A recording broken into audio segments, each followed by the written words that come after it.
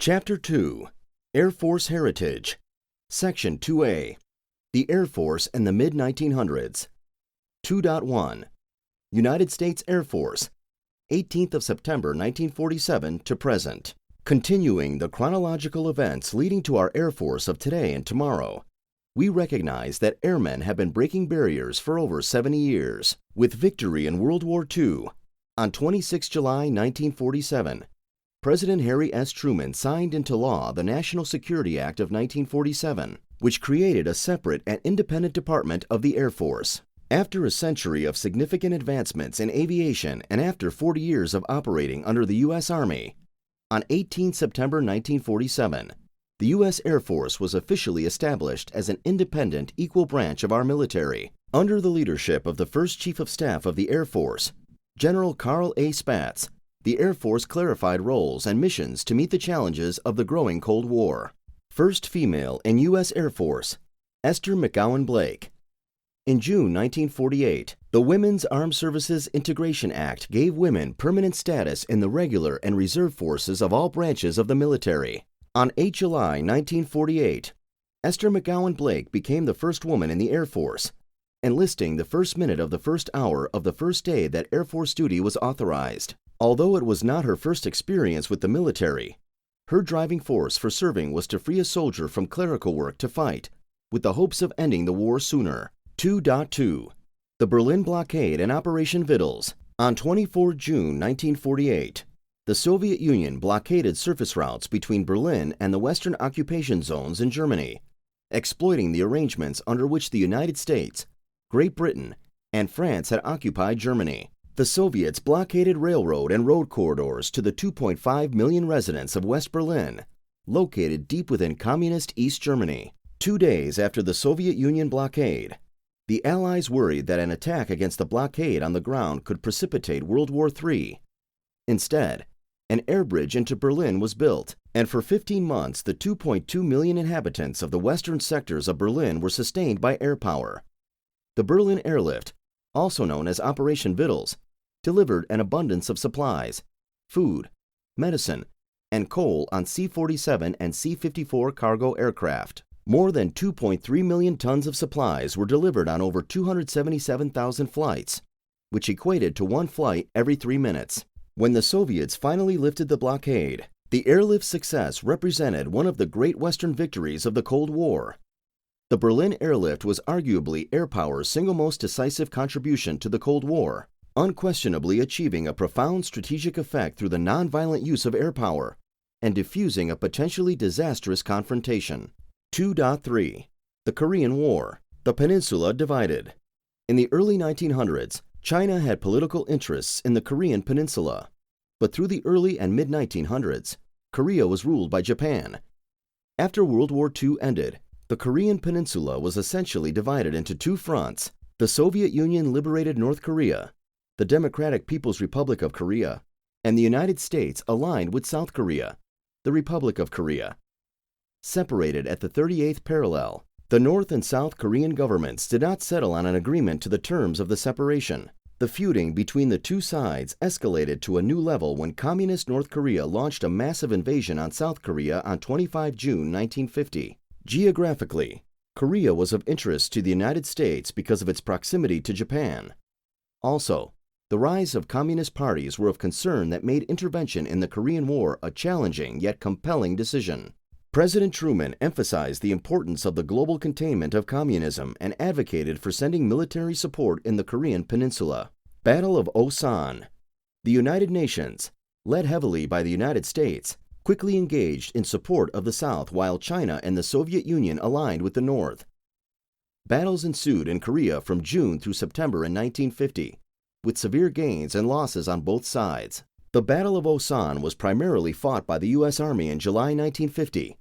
Significant losses were experienced by the 24th Infantry Division, and they were forced to retreat. The ruthless actions of the North Korean forces heightened our determination, but with less than adequate weaponry and armor, defense of the South only secured 10% of the Korean peninsula. Battle of Pusan Perimeter. In August and September 1950, to prevent the North from furthering their advance, 6 weeks of relentless air, land, and sea attacks ran their forces underground, halting the communist invaders in their tracks. Meanwhile, efforts were successful in reinforcing South Korea's forces and supplies to defend the perimeter. By the battle's end, North Korean forces were pushed back at all points along the perimeter. Battle of Incheon. In September 1950, President Truman authorized the pursuit of North Korea's army north of the 38th parallel. During the Battle of Incheon, although both air superiority and close air support missions were successful, a lengthy attempt to disrupt communist supply lines by air attack failed. A new strategy of systemic campaigning was applied to inflict prolonged economic costs to North Korea and the Chinese forces as long as war persisted. Drawing the line. The initial phase of the Korean War illustrated the dangers of being unprepared as airmen struggled to relearn close air support and interdiction skills. As the Korean War ensued, air battles in the skies above Korea challenged our capabilities, but not our resolve. The United Nations efforts repelled 2 communist invasions of South Korea, and the American air power secured the skies against enemy air attack. Older U.S. Air Force aircraft were replaced with the much-needed, more dominating air power of F-86 Sabre jet engine fighters that battled over MiG Alley, where superior training and experience prevailed. The Air Rescue Service medically evacuated more than 9,600 wounded soldiers and rescued nearly 1,000 personnel shot down over enemy territory during the Korean War. The fighting finally ended on 27 July 1953, when an armistice was signed. The agreement created the Korean Demilitarized Zone to separate North and South Korea by a strip of land approximately 4 kilometers, 2.48 miles wide, as shown in Figure 2.1. The Demilitarized Zone still exists today. With no peace treaty signed, the 2 Koreas are technically still at war. 2.4. Relief operations in mid-1900s. Hungarian relief and Operations Safe Haven 1 and 2. Following the Hungarian Revolution of 1956, the humanitarian missions Operation Safe Haven 1, 1956, and 2, 1957, were initiated for Hungarian refugees. The U.S. Air Force airlifted over 10,000 refugees to asylum who fled from Hungary after Soviet forces crushed the anti-communist uprising. Chilean natural disasters and Operation Amigos Airlift. In May 1960, earthquakes, volcanic eruptions, avalanches, and tidal waves ripped through southern Chile, leaving nearly 10,000 people dead and 250,000 homeless. The Department of Defense and State Department agreed to provide humanitarian assistance. During the month-long Amigos Airlift, the U.S. Air Force airlifted over 1,000 tons of material to the stricken area. 2.5. Cuban Missile Crisis. In 1959, Fidel Castro, a communist revolutionary, overthrew the dictator of Cuba, initially promising free elections, but instead instituted a dictatorship. Hundreds of thousands of Cubans fled to the United States. In late 1960, President Eisenhower authorized the Central Intelligence Agency to plan an invasion using Cuban exiles as troops to overthrow Castro and install a pro-U.S. government. In mid-April 1961, during John F. Kennedy's presidency, the invasion was ordered to proceed. The Cuban exiles landed at the Bay of Pigs and suffered a crushing defeat. The Soviet Union almost immediately increased economic and military aid to Cuba. In August 1962, photographs from a U-2 aircraft from Strategic Air Command confirmed the construction of intermediate and medium-range ballistic missile complexes on Cuba. Our military forces began preparations for an invasion, conducted low-level reconnaissance flights, deployed aircraft to numerous bases in Florida, dispersed nuclear-capable B-47 aircraft to approximately 40 airfields in the United States, and kept B-52 heavy bombers in the air ready to strike. Tensions escalated while President Kennedy, his national security advisors, and senior military officials discussed the most effective course of action against the Soviet Union. Many on the Joint Chiefs of Staff favored an invasion, but President Kennedy chose to impose a naval blockade of the island to prevent more material from reaching Cuba. Still technically an act of war, the blockade had the advantage of not escalating tensions of the Cold War. While military preparations continued, the United States agreed not to invade Cuba in exchange for removal of Soviet missiles from the island. Secretly, we also agreed to remove American missiles from Turkey. The Soviets turned their Cuban-bound ships around, packed up the missiles in Cuba, and dismantled the launch pads. As the work progressed, The U.S. Air Force gradually deployed aircraft back to home bases and lowered the alert status. The Cuban Missile Crisis brought the United States and the Soviet Union dangerously close to nuclear war. Our strategic and tactical power, coupled with the will and ability to use it, provided the synergy to deter nuclear war and convince Soviet leaders to remove the nuclear weapons from Cuba. Note: in the early 1960s, the strategic doctrine of mutually assured destruction came to the forefront of national strategy. The doctrine was based on the theory that superpower strategic nuclear forces could be sized and protected to survive a nuclear attack and retaliate with sufficient force to destroy the other side. Such retaliatory destruction was considered to be deterrent under the premise that no rational leader would start a nuclear war knowing the result would be nuclear destruction. In May 1972, the United States and the Soviet Union signed the Anti-Ballistic Missile Treaty, limiting each country to 2 anti-ballistic missile sites, one to protect the national capital and one as an intercontinental ballistic missile complex. The treaty remained in effect for 30 years. 2.6. Vietnam Conflict. The Vietnam conflict was fought primarily between the North Vietnamese and the South Vietnamese over which side would govern Vietnam. North Vietnam, represented by the Viet Minh under Ho Chi Minh's direction, gained support from China and Russia. South Vietnam, supported by the French as the official government of the country, was aided by the United States and Great Britain. In the 1950s, our involvement in Vietnam began as a Cold War operation. The post-World War II policy of containment and communism prompted President Harry S. Truman to increase the military footprint, thus engaging in the conflict, but not declaring war. As offensive air operations increased, U.S. Air Force presence in Southeast Asia increased even more. Airmen performed various duties, including support, combat, and rescue missions. Base Engineer Emergency Force Teams, often referred to as Prime Beef, built revetments, barracks, and other facilities. Rapid Engineering Deployable Heavy Operational Repair Squadron Engineer Teams, often referred to as Red Horse, provided more long-range civil engineer services. In addition, enlisted personnel served on gunships during the war as aerial gunners and loadmasters. Operation Farmgate.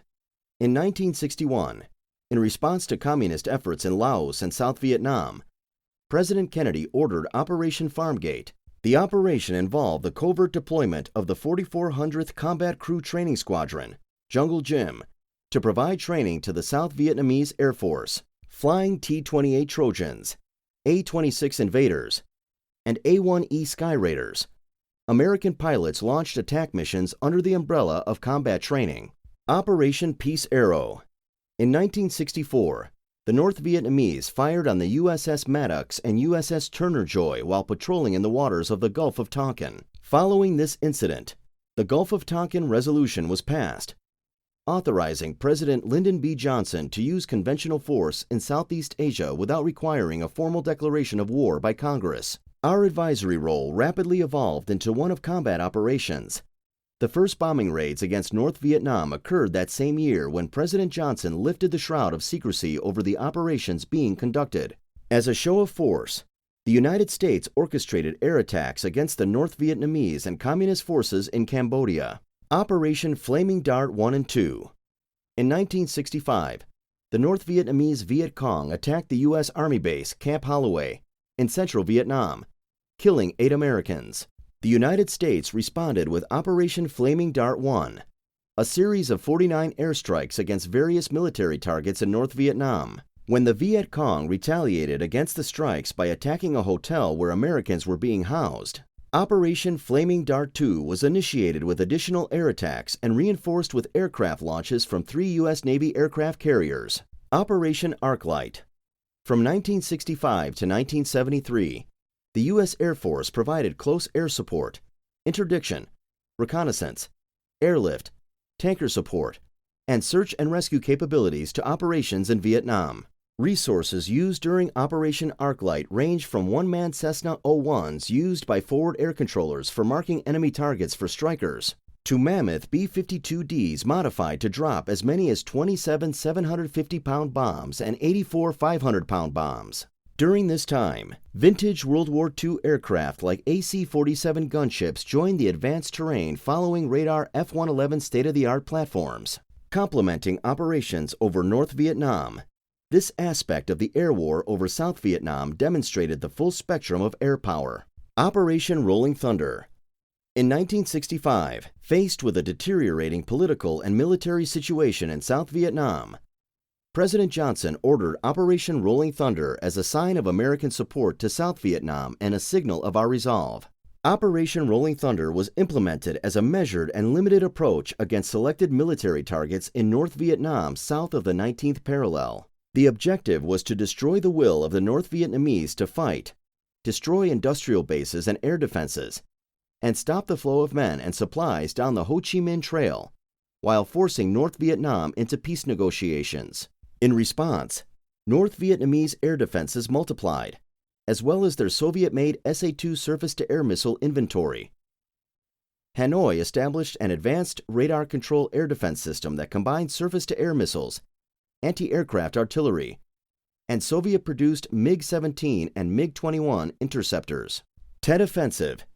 In 1968, approximately 70,000 North Vietnamese and Viet Cong forces launched a coordinated series of fierce attacks on more than 100 cities in South Vietnam. The leader of the Communist People's Army of Vietnam planned the offensive in an attempt to provoke rebellion among the South Vietnamese population and encourage the United States to scale back support of the Saigon regime. United States and South Vietnamese forces managed to hold off the communist attacks during what is referred to as the Tet Offensive, named for the Lunar New Year, Tet. However, heavy casualties were suffered on both sides.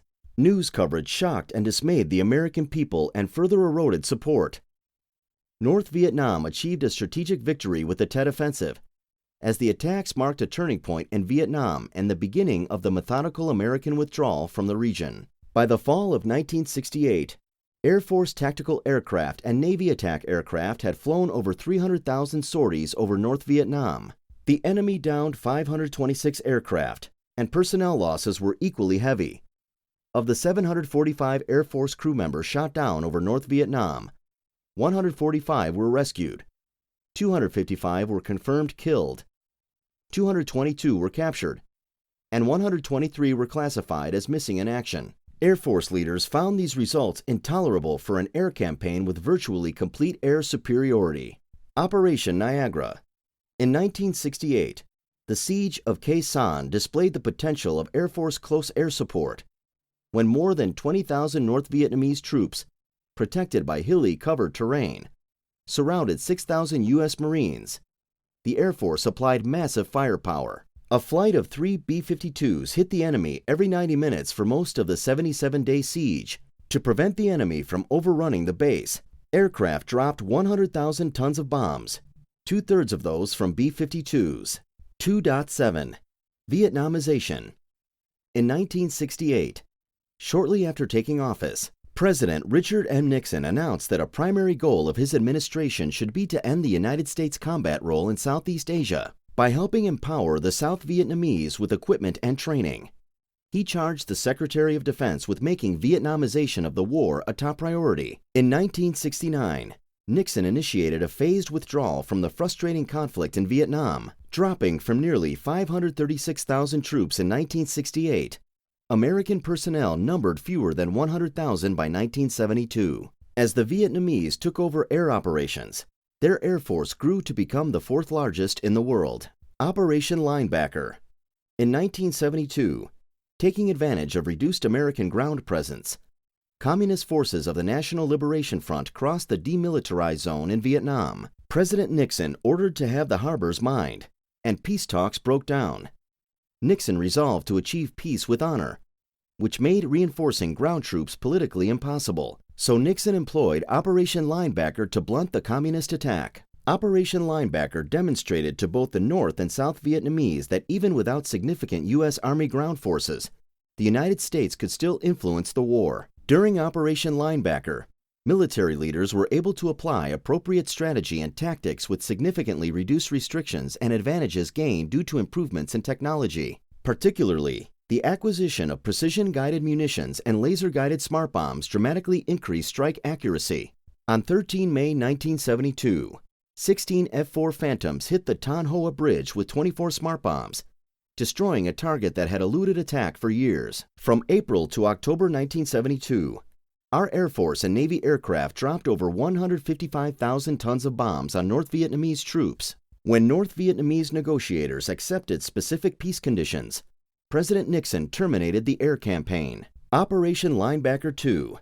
In December 1972, North Vietnamese resistance to submit to the terms of the final peace agreement prompted President Nixon to initiate Operation Linebacker 2, an intense 11-day air campaign to pressure enemy compliance. Within 2 weeks, 729 B-52s dropped 15,000 tons of bombs. Fighter bombers added another 5,000 tons on industrial targets in North Vietnam. Operation Linebacker 2 succeeded in breaking the deadlock, and negotiations with North Vietnamese resumed. A comprehensive ceasefire was signed on 28 January 1973.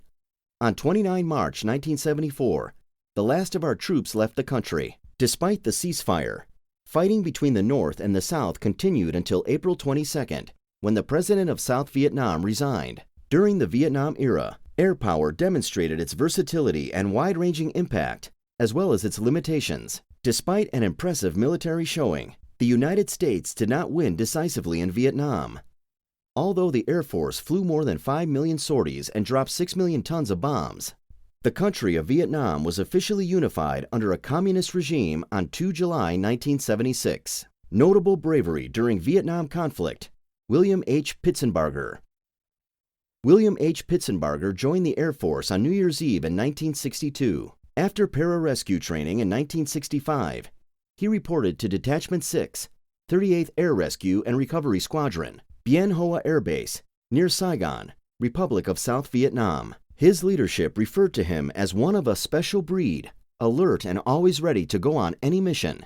On 11 April 1966, Airman Pitsenbarger was aboard a rescue helicopter responding to a call to evacuate casualties from an ongoing firefight. When he arrived at the site, he descended from the helicopter to coordinate rescue efforts, care for the wounded, prepare casualties for evacuation, and ensure the recovery operation was smooth and orderly. Several times he refused to evacuate and chose to remain with the Army troops on the ground. As the battle raged, Pitsenbarger repeatedly risked exposure to enemy fire while pulling the wounded to safely, caring for them, and returning fire when possible. During the fight, he was wounded 3 times. When others ran low on ammunition, he gathered ammo clips from the dead and distributed them to the living. Having administered aid, he picked up a rifle and joined the soldiers to help hold off the Viet Cong. Pitsenbarger was killed by Viet Cong snipers later that night. When his body was recovered the next day, one hand still held a rifle and the other clutched a medical kit. 9 men escaped the battle alive, thanks to Pitsenbarger's courage and devotion to duty. Pitsenbarger flew almost 300 rescue missions in Vietnam, routinely risking his life to save others. The Navy named an Air Force munitions preposition ship, the NV-A1C William H. Pitsenbarger, in his honor. He was posthumously promoted to Staff Sergeant Pitsenbarger, and for his bravery and sacrifice, he was posthumously awarded the Air Force Cross. Also, on 8 December 2000, Pitsenbarger's parents accepted the posthumous upgrade to the Medal of Honor from the Secretary of the Air Force. Pitsenbarger was the first enlisted airman to receive both medals posthumously. Notable bravery during Vietnam conflict: Dwayne Hackney. Dwayne Hackney flew more than 200 combat missions in 3.5 years of Vietnam duty. On 6 February 1967, Hackney descended from an HH-3E in search of a downed pilot. As he and the downed pilot were being extracted, their helicopter took a direct hit from a 37mm anti-aircraft gun and burst into flames. Wounded by shell fragments and suffering third-degree burns, Hackney put his own parachute on the rescued pilot and got him out of the doomed chopper. Groping through dense smoke, he found an oil-soaked chute and slipped it on. Before he could buckle it, a second shell hit the helicopter, blowing him out the door, but he survived. In 1973, Hackney left the Air Force and returned 4 years later as a pararescue instructor. He retired as Chief Master Sergeant Hackney, earned 4 Distinguished Flying Crosses, the Silver Star, the Airman's Medal, the Purple Heart, 18 Air Medals, many for single acts of valor, and several foreign decorations. He received more than 70 awards and decorations in all, and received the Cheney Award for his actions in 1967, an honor presented for valor or self-sacrifice. Notable bravery during Vietnam conflict. Richard L. Etchberger. As one of the Air Force's most highly trained radar technicians, Richard Lloyd Dick Etchberger volunteered for a highly classified mission at Lima Site 85 in Laos, Vietnam. On 11 March 1968, Etchberger was the crew chief of a radar team when North Vietnamese forces overran his site. Under heavy fire, he defended his comrades, called in airstrikes, and directed an air evacuation. When a rescue helicopter arrived, he put himself in the line of fire to load 3 airmen into rescue slings. Etchberger was fatally wounded while fiercely defending his position before he could be rescued.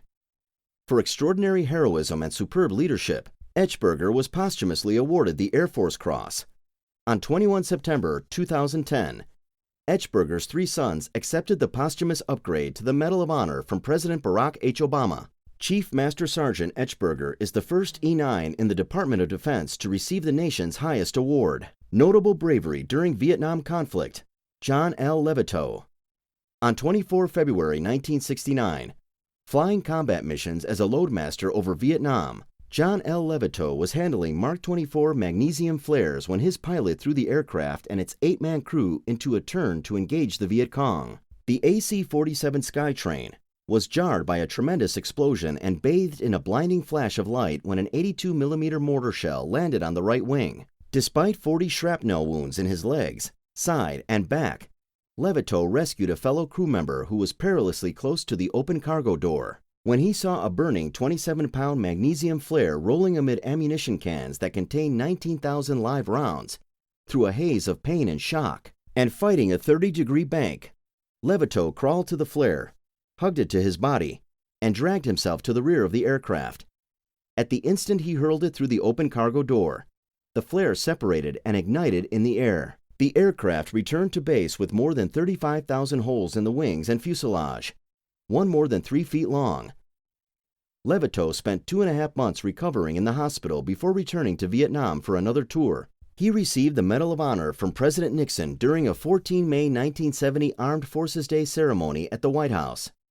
He was honorably discharged 4 years later as Sergeant Levitow. On 22 January 1998, Air Mobility Command named one of its C-17 Globemaster II aircraft, the Spirit of John Levitow. Levitow was buried with military honors 17 November 2000 at Arlington National Cemetery.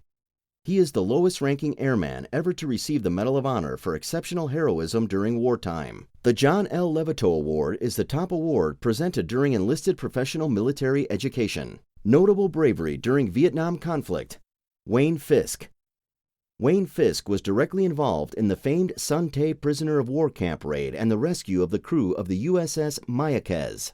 When the USS Mayaques was hijacked by Cambodian Communist forces in May 1975, Fisk was a member of the assault force that successfully recovered the ship, the crew, and the entrapped U.S. Marines. Concluding the mission, he was recognized as the last American serviceman to engage Communist forces in ground combat in Southeast Asia. For his actions, Fisk was presented with his second Silver Star. In 1979, he was the first Air Force enlisted recipient of the USJC's 10 Outstanding Young Men of America. In 1986, Chief Master Sergeant Fisk became the first director of the Air Force Enlisted Heritage Hall on Maxwell Air Force Base, Gunter Annex, Alabama. 2.8. The post-Vietnam era. The North Vietnamese captured Saigon in April 1975. The number of operations that ensued during the 1960s and 1970s, and the millions of casualties and devastation of the citizens of the countries involved, left a sinking void in the lost attempts to contain communism. After the war ended, hundreds of thousands of Vietnamese refugees required temporary relocation until permanent locations could be established. Many of these refugees were resettled in the United States. Red flag. The Vietnam-era Air Force included many members who entered the ranks during World War II. President Nixon ended the draft in 1973 in favor of an all-volunteer American military. The U.S. Air Force attracted recruits and maintained enough Vietnam career veterans to allow significant changes, beginning with realistic, more dangerous combat training. By 1975, training was being conducted during Red Flag at the U.S. Air Force Weapons and Tactics Center, Nellis Air Force Base, Nevada. Air crews flew individual sorties and formations in realistic situations to gain application experience before actual combat. Red Flag is credited for revolutionizing Air Force training. Rebuilding. Post-Vietnam military service rebuilding included the application of technological improvements for air campaigns. Plans for the F-15 Eagle, followed soon after by the F-16 Fighting Falcon, filled the need for highly maneuverable dogfighting aircraft armed with missiles and cannons. For conducting deep air attacks, isolating the enemy on the battlefield, conducting battlefield air interdiction, disrupting the movement of secondary forces to the front, and providing close air support to Army ground forces, the Air Force procured the A-10 Thunderbolt. Additionally, the United States developed the F-117 Nighthawk stealth fighter to negate the dangers posed by radar-guided anti-aircraft artillery and surface-to-air missiles. When the F-117 was operationalized in 1980, stealth technology featured special paints, materials, and designs to reduce or eliminate aircraft radar, thermal, and electronic signatures. Laser-guided bombs, electro-optically guided missiles, and other precision technologies changed the focus of Air Force doctrine from strategic bombing to pinpoint bombing through economy of force. 2.9 Iran hostage crisis and Operation Eagle Claw. In April 1980, Operation Eagle Claw kicked off as an attempt to rescue 52 American hostages from the U.S. Embassy in Tehran, Iran. The Americans were held hostage for 444 days, from 4 November 1979 to 20 January 1981, when a group of Iranian students who supported the Iranian Revolution took over the U.S. Embassy. In the United States, the hostage crisis united Americans to recognize the situation as a threat against diplomacy and ignited a sense of patriotism across our country. However, Operation Eagle Claw was ultimately aborted at the request of field commanders directly involved in the mission. They experienced too many obstacles and mechanical problems with the helicopter fleet for the rescue to be conducted successfully. The hostages were eventually released as a result of political negotiations and were returned home to the United States. The Iran hostage crisis is recognized as the longest hostage crisis in recorded history. 2.10 Grenada Invasion and Operation Urgent Fury. In October 1983, a military coup on the tiny Caribbean island of Grenada arrested and then assassinated Prime Minister Maurice Bishop, imposed a 24-hour shoot-on-sight curfew, and closed the airport. President Ronald W. Reagan, who did not want a repetition of the Iranian hostage crisis, considered military intervention to rescue the 600 American citizens who were attending medical school on the island. During Operation Urgent Fury, the bulk of U.S. Air Force support consisted of airlift and special operations units. AC-130 gunships proved their worth repeatedly, showing more versatility and accuracy than naval bombardment and land artillery. Several Air Force enlisted personnel were cited for special achievement and received praise for their efforts. The invasion to rescue the students and restore order to Grenada was strongly criticized by several countries and was described as a flagrant violation of international law by the United Nations General Assembly. However, there was strong public support for the mission in the United States, and the date of the invasion is celebrated in Grenada annually. The operation resulted in the appointment of an interim government, followed by democratic elections in 1984, and has remained a democratic nation since. 2.11 Overthrow of Libya and Operation Odyssey Dawn. In 1969, a group of junior military officers led by Muammar al-Gaddafi, often spelled Gaddafi, overthrew the pro-Western Libyan Arab monarchy. Left virtually unchecked, by the mid-1980s, Libya had taken several steps toward demonstrating support and sponsorship of worldwide terrorism. Gaddafi was involved in subversion, global assassinations of anti-Gaddafi Libyan exiles and other adversaries, sponsorship of terrorist training camps within Libya, as well as supply of funds, weapons, logistics, and safe haven establishments for numerous terrorist groups. With terrorism on the rise at alarming rates, National Security Decision Directive 138 was signed on 3 April 1984 by President Reagan to establish a national policy of preemptive and retaliatory strikes against terrorists. Unfortunately, despite strong evidence that connected Libya to a number of terrorist incidents, the United States did not have sufficient proof to order retaliatory strikes. In response, President Reagan chose to impose sanctions against Libya and publicly denounced Gaddafi, particularly for sponsoring attacks on the airports in Rome and Vienna, Italy. 2 years after imposing sanctions, Libya was found responsible for the bombing of a popular discotheque, La Belle, in West Berlin. This time, President Reagan had the evidence he sought, and he authorized airstrikes against Libya. Within 1 week, airstrikes were carried out by the U.S. Air Force, Navy, and Marine Corps. Although the raid was supported in the United States, it was almost universally regretted by our European allies for fear that it would spawn more violence. In 2011, the First Libyan Civil War, referred to as the Libyan Revolution, broke out between Gaddafi loyalists and those seeking to remove him from power. Under the United Nations Security Council Resolution 1973, in March, the United States engaged in Operation Odyssey Dawn, implementing a no-fly zone. By the end of March, the North Atlantic Treaty Organization, NATO, under Operation Unified Protector, assumed control of the no-fly zone, conducted airstrikes, and imposed additional actions, such as the arms embargo. Gaddafi was captured and killed by the opposing forces of the National Transitional Council on 20 October 2011. Due to continued conflict over rival governments, territory, and oil rights, the Second Libyan Civil War began in 2014. A United Nations-assisted ceasefire was agreed to in December 2015 that led to a new unity government, but with little confidence among its people. The country currently remains under the unity government. 2.12 Panama Canal and Operation Just Cause. In 1904, the Republic of Panama granted the United States occupation and control of an area referred to as the Panama Canal. The Panama Canal is a 40-mile-long canal that connects the Atlantic and Pacific Oceans. The canal was controlled by the United States until joint ownership was established with Panama in 1979 under the Torrijos-Carter Treaties. In 1983, Central Intelligence Agency informant and military dictator, General Manuel Noriega, became the de facto Panamanian leader. Noriega continued furnishing information on Latin American drug trafficking and money laundering, while at the same time engaging in such activities.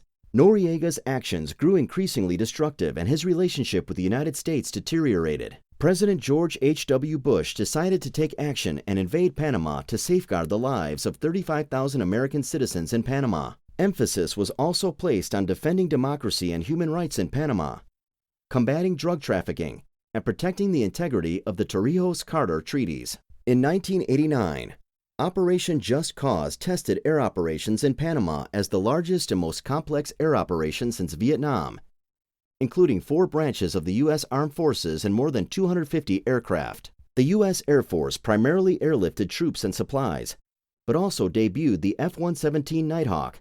On the first night of the operation, 84 aircraft flying 500 feet above the ground dropped nearly 5,000 troops, the largest nighttime airborne operation since World War II. The organized resistance was eliminated in just 6 days. Manuel Noriega surrendered on 3 January 1990 and was flown to Miami, Florida to face a federal grand jury for drug trafficking and money laundering charges. The Panama Canal was fully turned over to Panama on 31 December 1999.